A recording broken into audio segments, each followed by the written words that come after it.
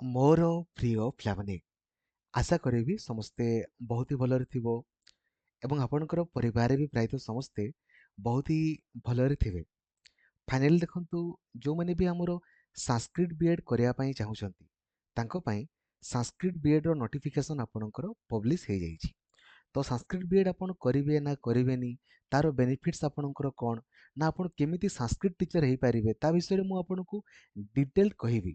ତ ବିନମ୍ର ଅନୁରୋଧ ଆପଣଙ୍କୁ ରହିବ, ପ୍ରତ୍ୟେକଟି ସାଙ୍ଗଙ୍କୁ ଆପଣ ଲାଇକ୍ ଆଉ ସେୟାର କରିକି ନିହାତି ଆପଣଙ୍କର ଜଣେଇବେ, ଯଦ୍ୱାରା କି ସମସ୍ତେ ଜାଣିପାରିବେ ଯେ ଆକ୍ଚୁଆଲି କେଉଁ ବିଏଡ୍ କଲେ ଆପଣଙ୍କ ପାଇଁ ବେଷ୍ଟ, କାହିଁକି କରିବେ। ଏବଂ ଚ୍ୟାନେଲକୁ ନୂଆ ଅଛନ୍ତି ଦେନ୍ ଏବେ ହିଁ ସବସ୍କ୍ରାଇବ୍ କରିକି ଅଲ୍ ନୋଟିଫିକେସନକୁ ବି ଆପଣ ଅନ୍ କରିଦେବେ। ଏବଂ ଯଦି ଆପଣ ବିଏଡ୍ ପରୀକ୍ଷାରେ ସୁନିଶ୍ଚିତ କ୍ୱାଲିଫାଇ କରିବା ପାଇଁ ଚାହୁଁଛନ୍ତି ନା, ବିଏଡ୍ର ଲାଷ୍ଟ 60 ଡେଜ୍ର ପ୍ଲାନିଂ ଭିଡ଼ିଓ ଆପଣଙ୍କ ପାଇଁ ମୁଁ ଆପଲୋଡ଼ କରିଦେଇଛି। ଆପଣ ୟାକୁ ଦେଖିବେ ଏବଂ ଯେମିତି ମୁଁ ଆପଣଙ୍କୁ କହିଛି ଖାଲି ସେମିତିକା ୱେରେ ଆପଣ ପଢ଼ନ୍ତୁ। ଲକ୍ଷ୍ମୀଧର ସାର୍ ୟୁଟ୍ୟୁବ୍ ଚ୍ୟାନେଲକୁ ଗଲା ପରେ ୟୁଟ୍ୟୁବରେ ସର୍ଚ୍ଚ କରିପାରନ୍ତି B Ed last 60 days planning video by Lakshmidhar sir. ୟାକୁ ଦେଖନ୍ତୁ ଆଉ ପଢ଼ା ଆରମ୍ଭ କରନ୍ତୁ। ପ୍ରତ୍ୟେକ ଦିନ ଲକ୍ଷ୍ମୀଧର ସାର୍ ଅଫିସିଆଲ ଆପ୍ଲିକେସନରେ 8ରୁ 9 ଘଣ୍ଟା ଆପଣଙ୍କର କ୍ଲାସ୍ କରାହେଉଛି। ଠିକ୍ ଅଛି, ଥରେ ଦେଖନ୍ତୁ, ବିଲିଭ୍ କରନ୍ତୁ, ଡିସ୍କ୍ୱାଲିଫାଏ ଆପଣଙ୍କର ହେବେନି। ଆପଣ ଜାଣିଛନ୍ତି ଷ୍ଟେଟ୍ ବିଏଡ୍ର ଅନଲାଇନ୍ ଆପ୍ଲାଏ ଅଲରେଡ଼ି ଆପଣଙ୍କର ଚାଲିଛି। ଏପର୍ଯ୍ୟନ୍ତ ଦେଖନ୍ତୁ ପାଖାପାଖି 25,000 ପିଲା ଆପଣଙ୍କର ଅନଲାଇନ୍ ଆପ୍ଲାଏ କଲେଣି। ଲାଷ୍ଟ ଡେଟ୍ ଆପଣଙ୍କର 10 ଏପ୍ରିଲ ଆପଣଙ୍କର ଲାଷ୍ଟ ଡେଟ୍ ରହିଛି। ଠିକ୍ ଅଛି, ହେଲା। ପରୀକ୍ଷା ଆପଣ ଜାଣିଥିବେ ପରୀକ୍ଷା ଆପଣଙ୍କର କେବେ ହେବ? 1 ଜୁନରେ ଆପଣଙ୍କର ପରୀକ୍ଷା ହେବ ବିଏଡ୍ ଆଉ ବିଏଚ୍ଇଡି। 4 ଜୁନରେ ଆପଣଙ୍କର ଏମ୍ଏଡ୍ ପରୀକ୍ଷା ଆପଣଙ୍କର ହେବ। ଠିକ୍ ଅଛି, ଏବେ ଆସନ୍ତୁ ଡିସ୍କସନ୍ କରିବା ଆପଣଙ୍କର ସାଂସ୍କ୍ରିଟ ବିଏଡ୍ ସମ୍ପର୍କରେ। ଦେଖନ୍ତୁ, ଯଦି ଆପଣ ସାଂସ୍କ୍ରିଟ ଟିଚର ହେବା ପାଇଁ ଚାହୁଁଛନ୍ତି ନା, ତ ଆପଣଙ୍କ ପାଖରେ ଦୁଇଟା ଅପସନ୍। କ'ଣ? ନମ୍ବର ୱାନ୍, ଯଦି ଆପଣ ସାଂସ୍କ୍ରିଟ ବିଏଡ୍ ଆପଣଙ୍କର କରିବେ ଦେନ୍ ଆପଣ ସାଂସ୍କ୍ରିଟ ଟିଚର ହେଇପାରିବେ। କିମ୍ବା ଆପଣ ଯଦି ଆପଣଙ୍କ ଯଦି +3ରେ ସାଂସ୍କ୍ରିଟ ବୋଲି ଆପଣଙ୍କର ସବଜେକ୍ଟ ଥିଲା, ଦେଖନ୍ତୁ ଭଲସେ, +3ରେ ସାଂସ୍କ୍ରିଟ ବୋଲି ଆପଣଙ୍କର ସବଜେକ୍ଟ ଗୋଟେ ଥିଲା, ତା ସହିତ ଯଦି ଆପଣ ନର୍ମାଲ ବିଏଡ୍ କରିଛନ୍ତି, ନର୍ମାଲ ବିଏଡ୍, ଦେନ୍ ଆପଣଙ୍କର ବେନିଫିଟ୍ କ'ଣ ହେବ କହିଲେ? ଆପଣ ସାଂସ୍କ୍ରିଟ ଟିଚର ବି ଆପଣଙ୍କର ହେଇପାରିବେ ଆଉ ନର୍ମାଲ ଆପଣଙ୍କର ଆର୍ଟ୍ସ ଟିଚର ବି ଆପଣ ହେଇପାରିବେ। ମାନେ ବୋଥ୍ ପାଇଁ ଆପଣ ଏଲିଜିବୁଲ୍ ଅଟନ୍ତି। ବୋଥ୍ ପାଇଁ ଖାଲି OSSTET ଦୁଇଟା କ୍ୱାଲିଫାଇ କରିବା ପାଇଁ ପଡ଼ିବ, OSSTET ଆର୍ଟ୍ସ ବି ଆଉ OSSTET ସାଂସ୍କ୍ରିଟ ବି। କିନ୍ତୁ ଯଦି ଆପଣ କେବଳ ସାଂସ୍କ୍ରିଟ ବିଏଡ୍ କରୁଛନ୍ତି ନା, ଯେଉଁଟା ବର୍ତ୍ତମାନ ବାହାରିଛି ଆପଣଙ୍କର, ତ ଆପଣ କେବଳ ଆଉ କେବଳ ସାଂସ୍କ୍ରିଟ ଟିଚର ପାଇଁ ଏଲିଜିବୁଲ୍ ଅଟନ୍ତି। ଆପଣ ନର୍ମାଲ ଟିଚର ପାଇଁ ଏଲିଜିବୁଲ୍ ନୁହନ୍ତି। ଠିକ୍ ଅଛି, ବୁଝା ପଡ଼ିଲା। ତେଣୁକରି ଆପଣଙ୍କର ଇଚ୍ଛା, ଆପଣ କ'ଣ କରିବା ପାଇଁ ଚାହୁଁଛନ୍ତି କ'ଣ ନାହିଁ ଆପଣ ନିଜେ ଡିସାଇଡ୍ କରିବେ। ଯଦି ଆପଣଙ୍କର +3ରେ ସାଂସ୍କ୍ରିଟ ବୋଲି ଗୋଟେ ଆପଣଙ୍କର ସବଜେକ୍ଟ ଅଛି ଆଉ ଆପଣ ନର୍ମାଲ ବିଏଡ୍ କରୁଛନ୍ତି, ନର୍ମାଲ ବିଏଡ୍ ମାନେ କ'ଣ, ଯେମିତି ଷ୍ଟେଟ୍ ବିଏଡ୍ ଆପଣଙ୍କର ହେଇଗଲା ଏଇଗୁଡ଼ା, ଯଦି ଆପଣ କରୁଛନ୍ତି ଦେନ୍ ଆପଣ ବୋଥ୍ ଟିଚର ପାଇଁ ଏଲିଜିବୁଲ୍। ସାଂସ୍କ୍ରିଟ ଟିଚର ବି ହେଲେ ହେଇପାରିବେ ଆପଣ ଆଉ ନର୍ମାଲ ଆର୍ଟ୍ସ ଟିଚର ବି ଆପଣ ହେଇପାରିବେ। କିନ୍ତୁ ଯଦି ଆପଣ ସାଂସ୍କ୍ରିଟ ବିଏଡ୍ କରୁଛନ୍ତି, କେବଳ ଆଉ କେବଳ ଆପଣ ସାଂସ୍କ୍ରିଟ ଟିଚର ଆପଣଙ୍କର ହେଇପାରିବେ, ତା ଛଡ଼ା ଆଉ କୌଣସି ଟିଚର ଆପଣ ହେଇପାରିବେ ନାହିଁ। ଠିକ୍ ଅଛି, ତ ଦେଖନ୍ତୁ ଆମ ଓଡ଼ିଶାରେ କେବଳ ପୁରୀରେ ହିଁ ଆପଣଙ୍କର ସାଂସ୍କ୍ରିଟ ବିଏଡ୍ ଆପଣଙ୍କର ରହିଛି। ଠିକ୍ ଅଛି, ତାର ନୋଟିଫିକେସନ୍ ଆପଣଙ୍କର ପବ୍ଲିଶ ହେଇଛି। ଆପଣମାନେ କେବେଠୁ ଆପ୍ଲାଏ କରିପାରିବେ?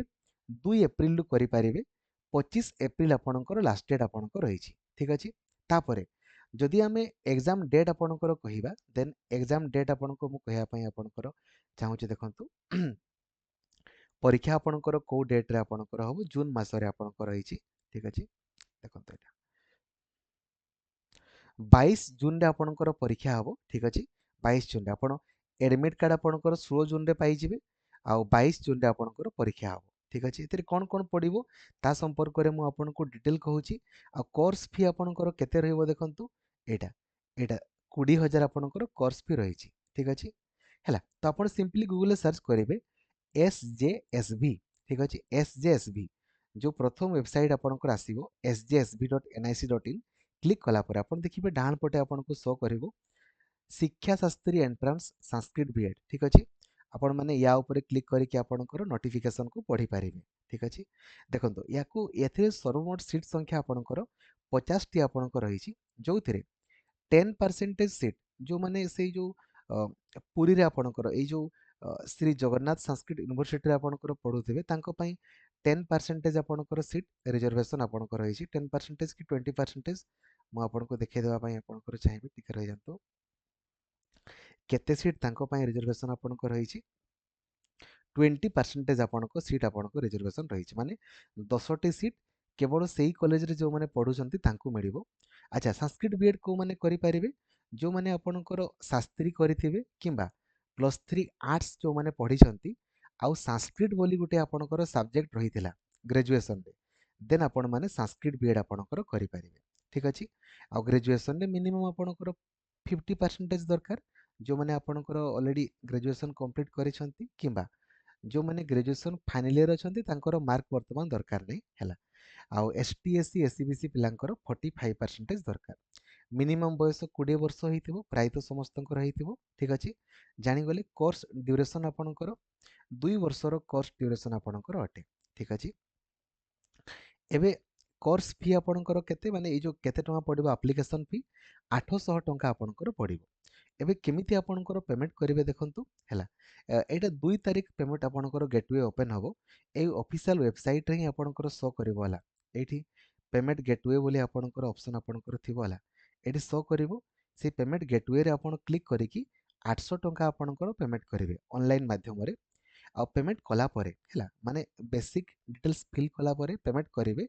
ତାପରେ ଆପଣଙ୍କର ଗୋଟେ ରିସିପ୍ଟ ଆସିବ ସେ ରିସିପ୍ଟକୁ ଯେମିତି ଆପଣ କ'ଣ କରିବେ ନା ଡାଉନଲୋଡ୍ କରିବେ ହେଲା ରିସିପ୍ଟଟାକୁ ଡାଉନଲୋଡ୍ କରିବେ ତାପରେ କ'ଣ କରିବେ ଏଇ ଯେଉଁ ଆପ୍ଲିକେସନ୍ ଫର୍ମ ଅଛି ଏଇଟା ୱେବସାଇଟ୍ରେ ଅଛି ଏଇଟା ଆପଣଙ୍କର ଶୋ କରିବ ଏଇଟା ଏଇ ଯେଉଁ ଆପ୍ଲିକେସନ୍ ଫର୍ମ ଏ ଆପ୍ଲିକେସନ୍ ଫର୍ମଟାକୁ ଆପଣ ଫିଲ୍ଅପ୍ କରିବେ ଠିକ୍ ଅଛି ଏମିତି ସବୁ ଜିନିଷ ଆପଣ ଫିଲ୍ଅପ୍ କଲେ ଠିକ୍ ଭାବରେ ଦେଖନ୍ତୁ ହେଲା ତାପରେ ଦେଖନ୍ତୁ ଏଇଟା ଯେଉଁ ଅନଲାଇନ୍ରେ ଆପଣ ପେମେଣ୍ଟ କରିଥିଲେ କେଉଁ ଡେଟ୍ରେ କଲେ ଆଉ ଯେଉଁ ନମ୍ବରଟା ଆପଣଙ୍କୁ ଶୋ କରିବ ସେଇଟାକୁ ଆପଣ ଦେବେ ଏଇଠି ଫିଲ୍ଅପ୍ କରିବେ ତାପରେ ସବୁ ଡକୁମେଣ୍ଟ ଏଠି ଦେଖନ୍ତୁ ଲେଖା ହେଇଛି ସବୁ ଡକୁମେଣ୍ଟ ଗୁଡ଼ାକୁ ଆପଣ ମାନେ ଆଟାଚ୍ କରିକି ହେଲା ସବୁ ଡକୁମେଣ୍ଟ ଗୁଡ଼ାକୁ ଆଟାଚ୍ କରିକି ଏଇ ଆଡ୍ରେସ୍ରେ ଆପଣ ପଠାଇଦେବେ ଠିକ୍ ଅଛି ଆପଣ କହିବେ ସାର୍ ଆମେ +3 ଫାଇନାଲ୍ ଇୟର୍ ଅଛୁ ତାହେଲେ ଆମର +3 ମାର୍କସିଟ୍ ସାର୍ଟିଫିକେଟ୍ କେମିତି ପଠାଇବୁ ଦେବା ଦରକାର ନାହିଁ କିଛି ନିଡ୍ ନାହିଁ ହେଲା କିଛି ଦରକାର ନାହିଁ ଏଠି କ'ଣ କ'ଣ ପଠାଇବେ ତାହା ବି ଦେଖନ୍ତୁ ଲେଖା ହେଇଛି ଯେଉଁ 800 ଟଙ୍କାର ଆପଣ ପେମେଣ୍ଟ କରିଥିବେ ଏଇ ୱେବସାଇଟ୍ରେ ତା ରିସିପ୍ଟ ଆପଣ ପଠାଇବେ এই এডমিট কার্ড जो एडमिट कार्ड आपन कहबे सर कोटा एडमिट कार्ड जो एप्लिकेशन फॉर्म रे ही तळ पटे आपनकर अछि देखतो एटा एडमिट कार्ड एटा एटा को फिल अप करिवेनी बाकी सब आपन फिल अप करथिबे हला बाकी सब जेमते आपन फिल अप करथिबे आ जो को जगह रे आपन परीक्षा देबे पुरी ना कटक ना बालेश्वर ना संबलपुर को जगह रे आपन परीक्षा देबे ता भी आपन फिल अप करिवे ए जो फॉर ऑफिस यूज ओनली लिखा ହେଇଛି याको फिल अप करिवेनी बाकी सब जिनस गुडा को आपन फिल अप करिवे ठीक अछि तापर देखंतु आईडेंटिटी कार्ड मु आपनकर कहली तीनटा आपण फोटोग्राफ आपनकर पठेबे ठीक अछि तापर डॉक्यूमेंट जहाँ लिखा ହେଇଥିବ ताको आपण पठेबे देन को मानकर एप्लिकेशन फॉर्म रिजेक्ट आपनकर होबो जदि आपण इनकम्प्लीट करिके पठेबे देन परीक्षा 2 घंटा रे आपनकर होबो ठीक अछि जोथिरे आपनको मिनिमम 50 रु 18 मार्क आपनको रखिया पई पड़िबो ठीक अछि एसटीएससी पिलांकु आउ कोथिरे संस्कृत रे हला ग्रुप ए संस्कृत रे आपनकर हला आ बाकी देखंतु आउ 50 रु आपनकर 20 मार्क रखिया पई पड़िबो ठीक अछि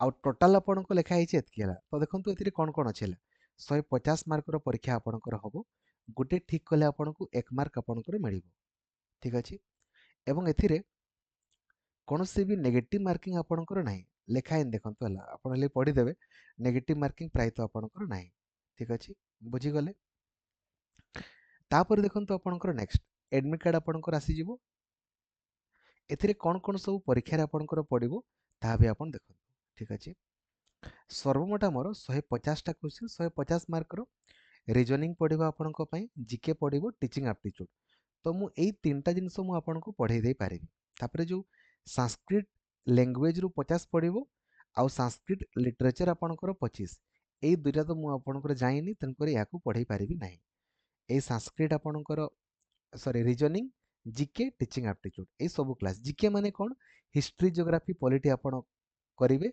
रीजनिंग पई रीजनिंग रो थ्योरी क्लास आउ डेली क्लास करिवे टीचिंग एप्टीट्यूड रो थ्योरी क्लास आउ डेली आपण क्लास कले आपणकर हेइ ठीक अछि बुझी गले तन करी जदि आपण संस्कृत टीचर ही हेबा पई चाहूचंती आउ किछि आपणकर दरकार नै देन आपण माने संस्कृत बीएड पई अप्लाई करंतु आउ पढंतु ठीक अछि हैला केमिति अप्लाई करे बुझी गले पेमेंट ए वेबसाइट रे आपण करिवे 2 तारिखରୁ ଆପଣଙ୍କର ପେମେଣ୍ଟ କଲା ପରେ ସେ ରିସିପ୍ଟକୁ ନେବେ ଆଉ ଏଇ ଆପ୍ଲିକେସନ୍ ଫର୍ମଟାକୁ ଭଲସେ ଫିଲ୍ଅପ୍ କରିକି ଡକୁମେଣ୍ଟକୁ ଆଟାଚ୍ କରିକି ଆପଣ ପଠାଇଦେବେ। କେଉଁ ଆଡ୍ରେସରେ ଆପଣ ପଠାଇବେ ତାହା ବି ଆପଣଙ୍କର ଏଥିରେ ଲେଖା ହେଇଛି। ଠିକ୍ ଅଛି। Thank you. ଜୟ ଜଗନ୍ନାଥ। ଧନ୍ୟବାଦ। Thank you.